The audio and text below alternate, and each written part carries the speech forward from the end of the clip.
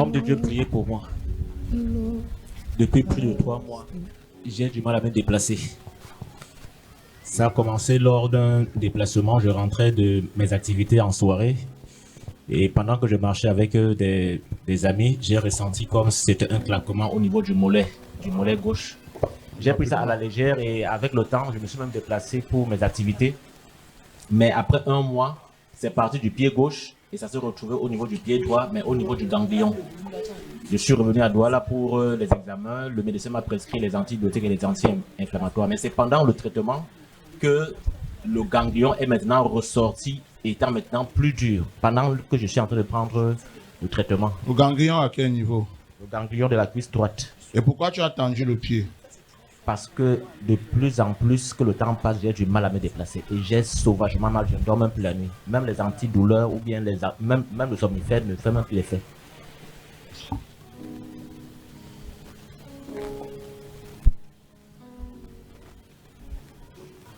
C'est ça là comme ça. C'est ça qui est dur. Parce que quand on touche là, très grosse boule. Et qu'est-ce que l'hôpital t'a dit? L'hôpital a dit que c'est l'anévrisme de l'artère fémorale. Et qu'est-ce qu'il faut faire? Qu'il faut opérer. Et c'est une opération compliquée. Il faut vraiment faire comment? Opérer. Que cette opération se passe bien au nom de Jésus-Christ. So the yes, what are you healed and restored? Légèrement, légèrement.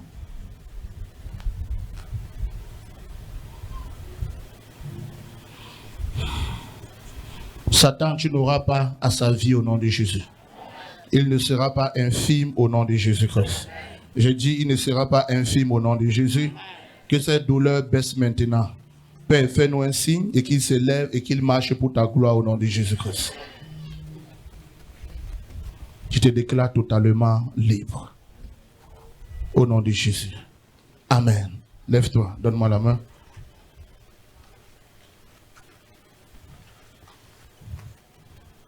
Voilà. You can see how this woman celebrate Master Jesus. Au nom de Jésus-Christ. Il faut vraiment l'amener à l'hôpital en opération. Take him back to the hospital for operation.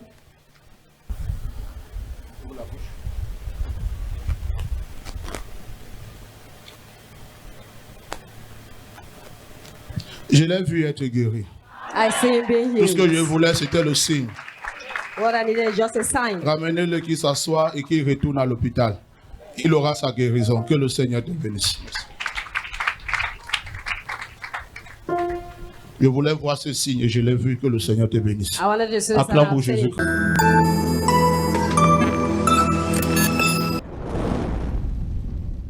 Là où il y a de foi, là où il y a de foi, je me nomme Zie Yannick, je viens de la cité Sikh.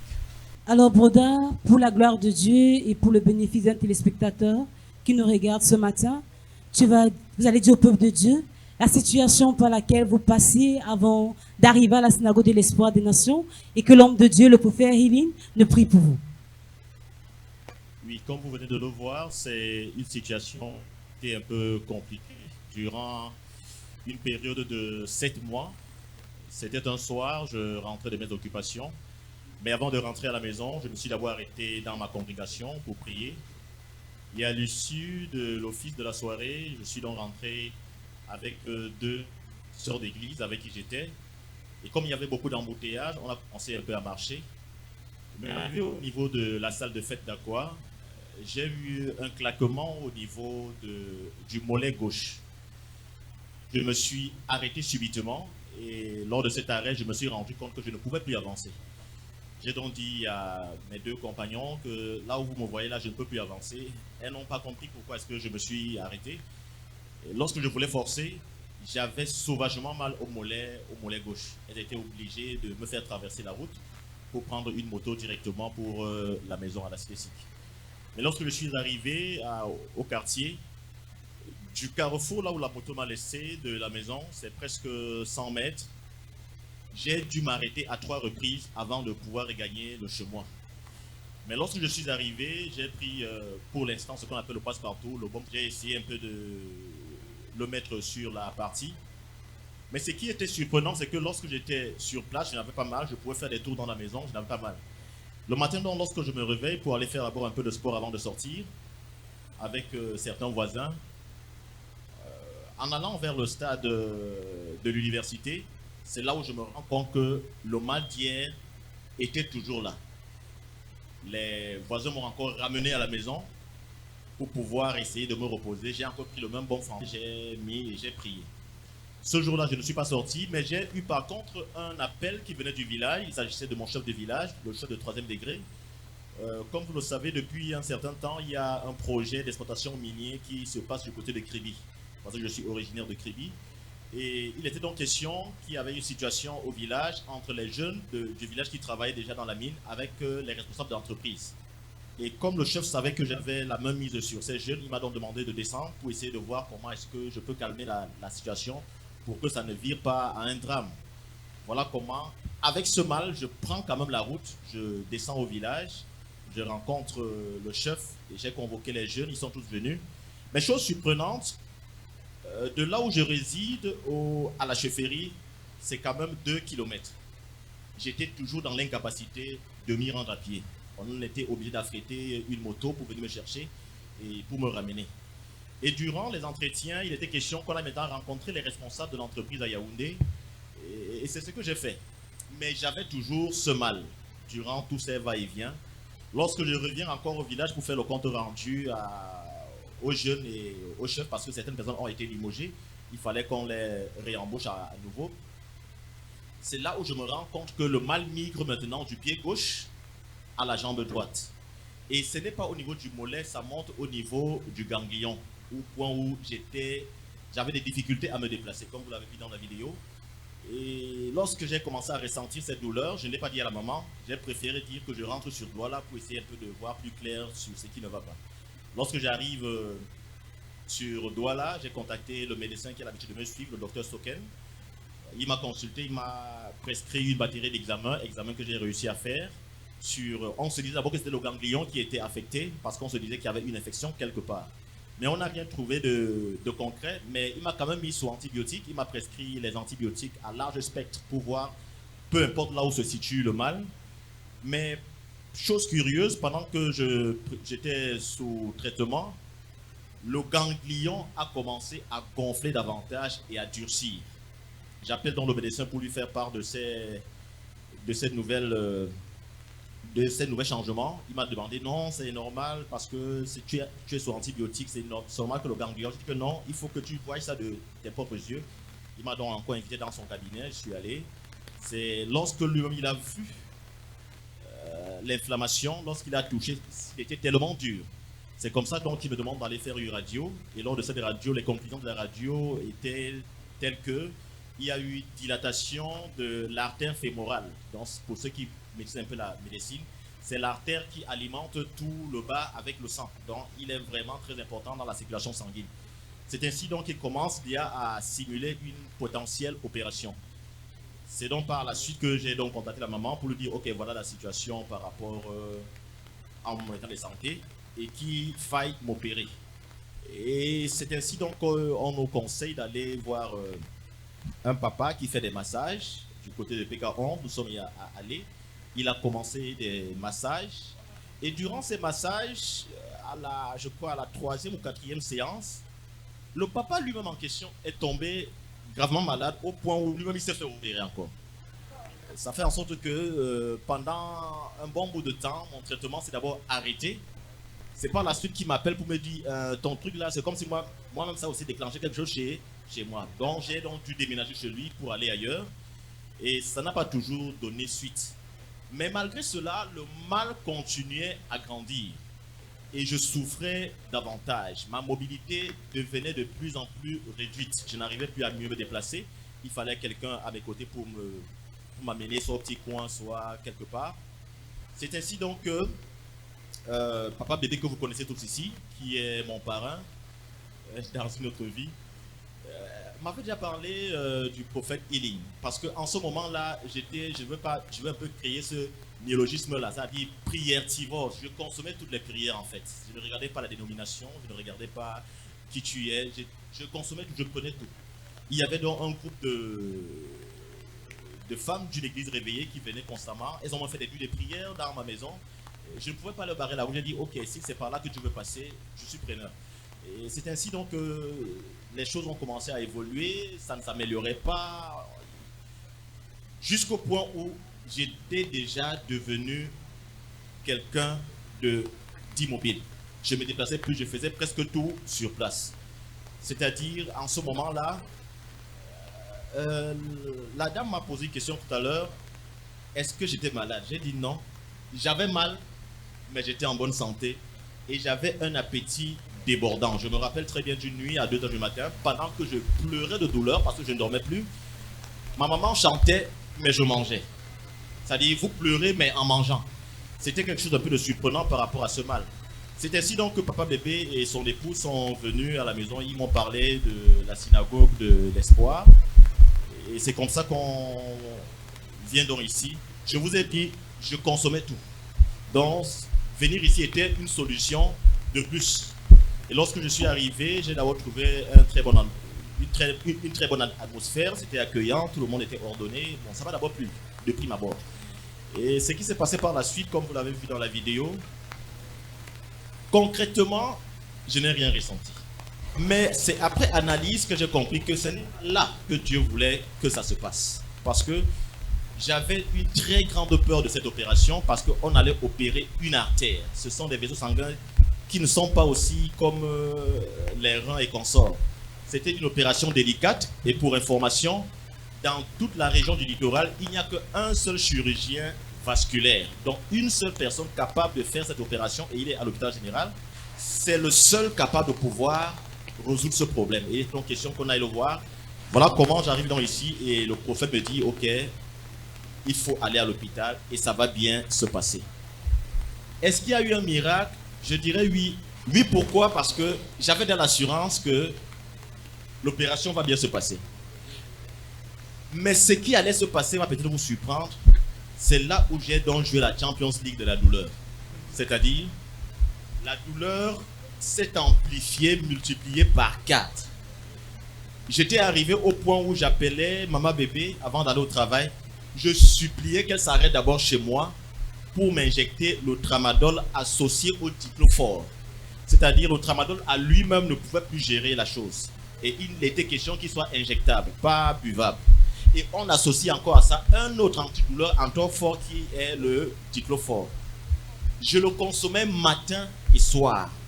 De telle sorte que la pharmacienne du centre de santé d'arrondissement de la Cité SIC, ils ont cru que j'étais un drogué. Au point où ils ont même demandé qu'ils ne me vendent plus le tramadol. J'étais obligé de demander au médecin de me faire une ordonnance pour que cela soit fait. J'avais tellement mal que pour la première fois, j'ai demandé à Dieu de prendre ma vie. C'était pour moi, c'est-à-dire la mort était pour moi un peu comme une porte de sortie parce que j'avais franchement mal. Donc lorsqu'on arrive donc à l'hôpital général, le médecin nous demande de faire un dernier examen qui est un scanner, l'angioscanner. Ça lui permettrait de mieux cibler l'artère même en question parce qu'il y a plusieurs artères, mais il faut qu'il sache déjà avant d'ouvrir le corps quelle est l'artère sur laquelle il va pouvoir travailler. Et c'est le jour des résultats qu'on part récupérer l'artère. J'étais j'étais à la salle d'attente. C'est comme ça, donc, lorsqu'il visualise le scanner, il se rend compte que l'artère même en question avait déjà éclaté. Ce n'était que la chair qui était encore compacte, qui retenait encore cette hémorragie interne qui pouvait se produire. Ils ne m'ont rien dit, ils m'ont seulement demandé de ne même pas bouger. J'étais sur une chaise roulante. Ils ont même demandé au brancardeur de ne pas pousser la chaise, mais qu'on porte la chaise, de peur qu'en entrant dans des cassis, que quelque chose de très très grave arrive. Il était obligé de programmer l'opération le même jour. Mais malheureusement, il avait déjà d'autres opérations en cours. Le miracle maintenant va se passer à quel moment? C'est à ce moment. On va opérer l'artère. On a demandé de toute urgence un certain nombre de personnes qui allaient donner le sang. Parce que c'est une artère. on peut se dire qu'il y aura des complications. Il faudrait qu'il y ait du sang disponible. On a donc fait venir plusieurs membres de famille, les collègues sont venus, les amis et consorts, et on a réussi à trouver ces donneurs.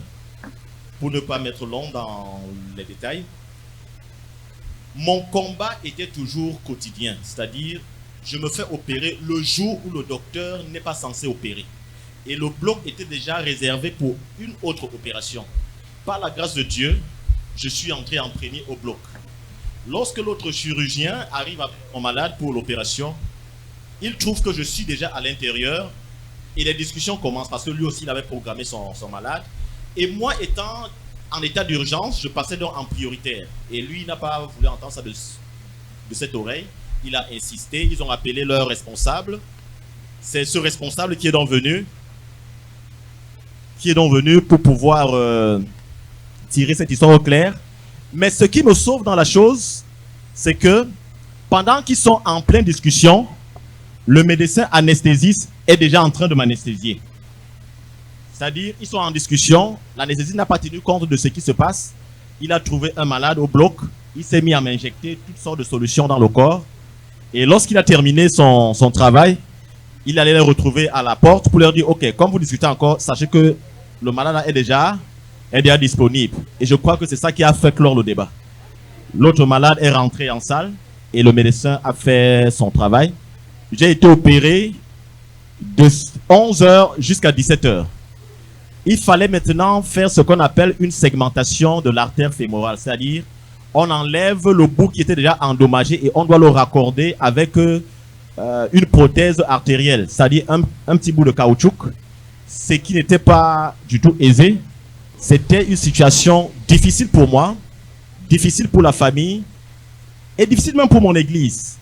Parce que ça a impacté presque tout mon entourage, tout mon environnement et ça a eu beaucoup de répercussions sur mon avenir. Et à l'issue donc de l'opération, le match n'était pas encore fini. Il fallait maintenant attendre, voir si le corps va accepter ce nouveau corps étranger. Et c'est en ce moment que le chirurgien a dit, si vous connaissez prier, maintenant il faut prier. Dans le cas contraire, si le corps rejette ce corps étranger, on va repartir au bloc, on va fouiller dans ton corps s'il y a une autre artère qu'on peut prendre pour accorder, ou dans le cas contraire, on l'ampute la jambe, parce qu'il n'y aura plus de solution.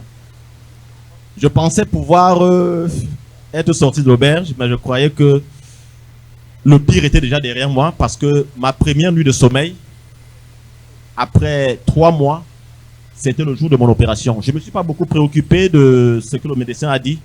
Je savais que Dieu a fait grâce. Pour la petite histoire, lorsque on se rend à l'hôpital général, pour ceux qui connaissent l'hôpital général, ce n'est pas qui veut qui y va, mais c'est qui peut. En 10 jours, on n'a pas dépensé moins d'1,5 million. Et je vais vous dire, au départ, je n'avais même pas un radis par rapport à cet argent. Cette opération, mon arrivée ici a été aussi un moyen par lequel le Seigneur a voulu réunir toute la famille autour d'un projet de vie qui était le mien. Et ces 1 million, ces 1,5 million sont sortis sans difficulté. À chaque fois qu'on venait nous remettre les factures, on était toujours solvable. Et ce qui est encore surprenant, c'est que durant cette période, j'étais à froid avec mon père, c'est-à-dire celui qui m'a élevé, ce qui est mon oncle, le grand frère à ma maman. On était à froid par rapport à une situation. Et la dernière facture, lors de ma sortie, qui s'élevait à 255 000, c'est cet oncle avec qui je ne m'entendais pas, on ne se parlait pas, on ne s'appelait même pas, on ne voulait même pas se voir, même en rêve, qui est venu ce jour-là. Il a soldé les 255 000 pour que je puisse sortir de l'hôpital.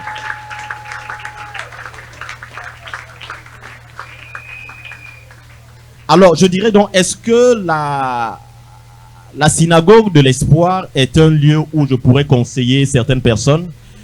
Avant qu'on ne me pose cette question, je pense qu'il y a déjà des réponses à cette magnifique question. Je ne suis pas assez régulier dans cette congrégation, mais des personnes à travers qui ont vécu cette expérience ont déjà témoigné ici devant vous, peut-être que vous ne le connaissez pas. La famille Zié est la colonie la plus représentée dans cette synagogue, à travers cette situation de maladie. Donc, j'ai pu dire que mon arrivée ici, la rencontre avec le prophète, on m'a encore posé la question hier, c'est quoi la différence entre le prophète et d'autres? Comme je l'ai dit, il dit peu de choses qui vous donnent beaucoup, par rapport à d'autres qui disent beaucoup de choses qui vous en donnent peu.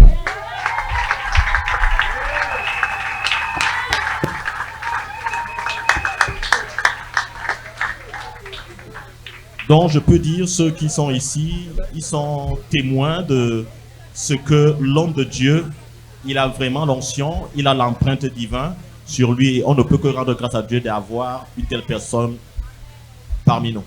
Acclame pour le roi des rois ce matin, peuple de Dieu.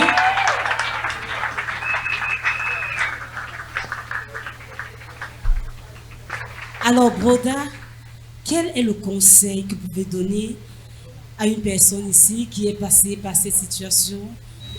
Si je pourrais me permettre cet exercice, je dirais d'abord à la personne déjà d'avoir la foi en Dieu. Parce que la foi est l'élément sur lequel tout miracle repose. Si vous n'avez pas la foi, ne payez même pas de votre taxi pour venir ici. C'est par votre foi que l'homme de Dieu, à travers l'esprit que Dieu lui a donné, que les miracles vont pouvoir s'opérer dans votre vie. Vous devez y croire de toute votre force. Et je crois que si Dieu le veut, il vous sera fait selon votre foi. Acclame pour le roi des rois ce matin, peuple de Dieu.